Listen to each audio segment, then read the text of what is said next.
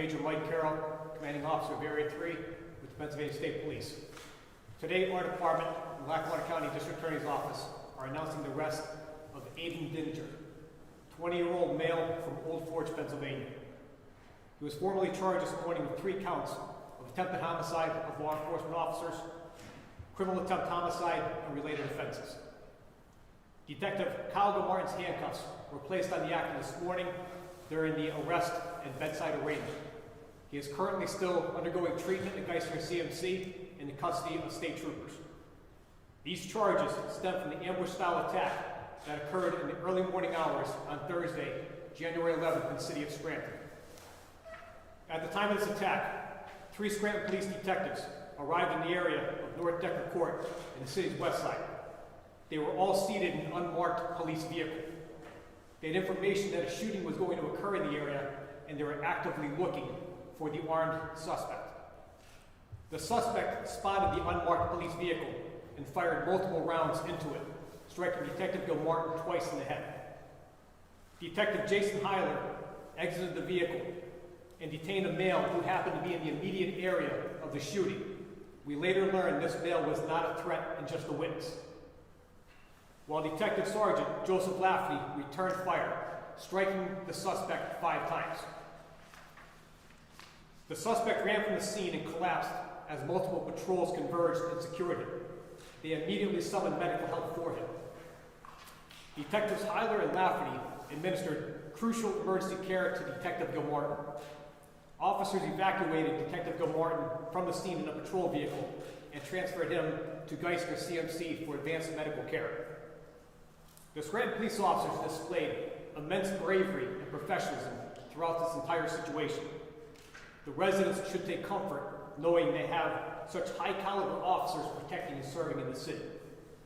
I want to commend and thank the responding troopers and criminal investigators of the Pennsylvania State Police, the Lackawanna County District Attorney's Office, and our partners in law enforcement who converged on the city to ensure a proper investigation was completed and ample resources were available to quell any additional threats. They too displayed a high level of professionalism throughout this investigation and stood ready to meet any and all challenges. At this time, I'm going to turn the podium over to Scranton Police Chief Thomas Carroll.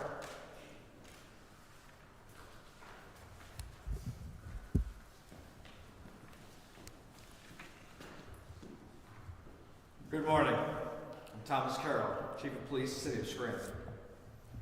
On behalf of the officers and staff of the Scranton Police Department, I want to publicly acknowledge our sincere appreciation to the Pennsylvania State Police for their operational support and the meticulous criminal investigation into the attempted homicide of Scranton police officers. Last week, after this attack occurred, this community witnessed the obvious collaboration of many federal, state, and local law enforcement agencies and prosecutors working in concert. That was not an anomaly. That was representative of our steadfast and enduring professional relationships. As demonstrated, we are all unified in our effort to prevent violence and enforce the law. I thank each and every one of them for their swift support. Although we are hurt by this event, by the attack on our police officers, I want you to know that the Scranton Police Department is strong and we remain firmly committed to the safety of our city and to the mutual support of our law enforcement partners. Thank you. That's D.A. Powell, report. Good morning. Mark Powell, Lackawanna County District Attorney. First, I would like to commend the spectacular efforts of the investigative team of the Pennsylvania State Police, who have worked tirelessly to find all individuals responsible for this crime. In addition, they were assisted by many agencies, including the FBI, U.S. Marshals, DEA, Homeland Security, and the Lackawanna County Gang Task Force. The dangers and demands of being a police officer are real and with significant sacrifice. My office will have zero tolerance for any violence against a police officer. And this type of violence has no place in Lackawanna County. Not here, not now, not ever.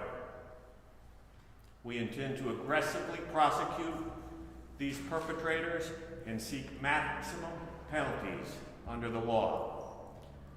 As outlined in the affidavit of probable cause, Deininger's actions were brazen, reckless, and without regard to human life.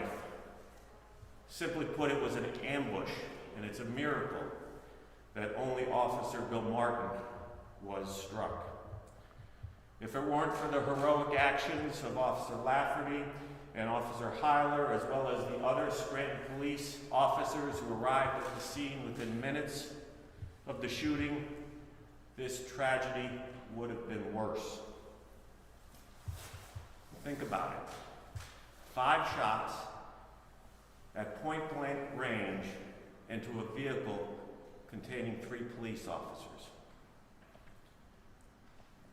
Lastly, I must acknowledge the overwhelming community support for Officer Gilmartin and his family as they navigate through this difficult time. Kyle is a strong man and has shown incredible resilience as he continues to improve daily.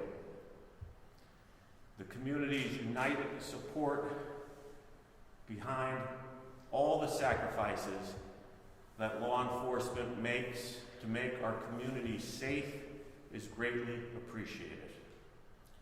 At this time, we will attempt to answer any questions from the press. Dave Powell, Aiden Deininger is the suspect. In lieu of seeing the affidavit, is he being charged with attempted homicide and other counts? Or are those charged? And finally, the motivation, did they set these officers up? Do they know what they're going to do?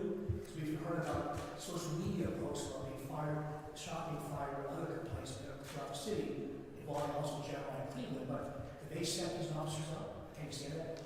So there are several charges, including attempted homicide of a police officer, as well as aggravated assault of a police officer. We believe that Deininger knew these individuals were police officers when he opened fire. The background, or our intelligence, believes that this was the other individuals who were targeted that evening with 2 prior shootings in homes, as well as a 3rd attempt of a shooting, were related to individuals who had gang association. And at that point in time, before the police intervened and stopped the 3rd shooting, the police were not targeted at that point in time. Mark, just to be clear, you're saying they're in unmarked vehicles, but you're saying that the shooter knew they were. Yeah, the vehicle is identifiable because it is a detective vehicle. It does have a bar of lights that are visible, and this individual was within point-blank range. So we believe the evidence will show that when he fired, he knew that these individuals were police officers.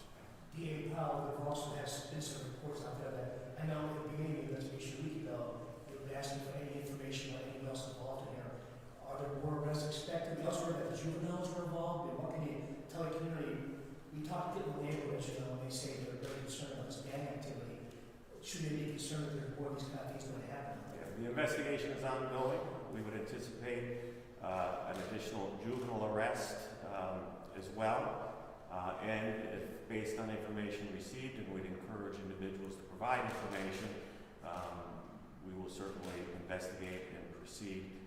However, the state police have done a very thorough investigation in order to identify all individuals at this point in time. Mark, were the police activated on that vehicle when the shots were fired into it? At the time of the shooting, the sirens lights were not activated. And Mark, that the juvenile, at this juvenile arrest, we're hearing that age as young as 11 years old, or even I believe that's misinformation. Pardon me? I believe that's misinformation and incorrect. I've heard those rumors as well. Sir, how old was the shooter, or is the shooter? The shooter is 20, the co-defendant is 19, Mr. Cleveland. So just the gang nature of this crime, are there any gang enhancements on the state legislation that will be about those crimes? So specifically, there's not a charge related to the gang affiliation that would be appropriate at this point in time. Will Mr. Cleveland have any additional charges filed? At this point in time, we don't anticipate filing any additional charges. However, the investigation remains open and active. So Mark, just so I'm clear, so Jeremiah Cleveland is not charged with the shooting of Detective Gilmartin at this point. He's still facing the prior charges involving other shootings in the neighborhood. Correct. Thank you. Mark, when the other officers quickly responded and took Detective Gilmartin to the hospital, did they get into a different police vehicle to do that? Did they take the They car? did. They did, and they transported him within minutes, literally saving his life. Do we have an update on his condition? He's doing remarkably well. He's still in critical condition, obviously. He's responsive and making improvements that I don't believe anyone expected, including the medical team who has taken phenomenal care of him. And where is Mr. Daniel from? Again, we've seen that from him. Where's he resides? Is he from Scranton? I'm sorry. The suspect, where's he, his hometown, where's he from? Doniger is from the Nicholson area. What area? Nicholson? Nixon. Correct. He has ties to Nicholson and Liverpool. Are we going to be able to get a copy of the charging document? Yep, I have those for release right now. Mr. Doniger has been arraigned, but no bail has been set because of the danger to the community. So he will remain in the hospital, in custody, and incarcerated as soon as he's healthy enough to be released from the hospital. And what's his age, Mark? I'm sorry, what's his age? Doniger is 20. 20. Okay, thank you. And Okay. how many times he was shot? So I don't know that without checking. There were 5 shots fired at him, but I don't know how many actual wounds he received. And Mark, there were 2 officers in that car at the time, 3 officers, in that unmarked vehicle. correct. And the other 2 got out and, again, Officer Lafferty exchanged gunfire with Dyer, Correct, and he shot Aiden Dyer. correct. And Dyer tried to run away, flee. And that's where, in that parking lot, that he was found and picked up. Yes. Again, just trying to piece together like that. I think once you get the affidavit, that'll answer many of those questions. We appreciate everybody's time and attention to this matter, most particularly the law enforcement's team effort and the community support. Thank you. Mark, one last question. Do you have a gang? Is there a specific gang that was mentioned, or do you have a certain gang? At this time, we're not going to, because of the nature of the investigation, we're not going to reveal our gang intelligence. So at this time, I'll decline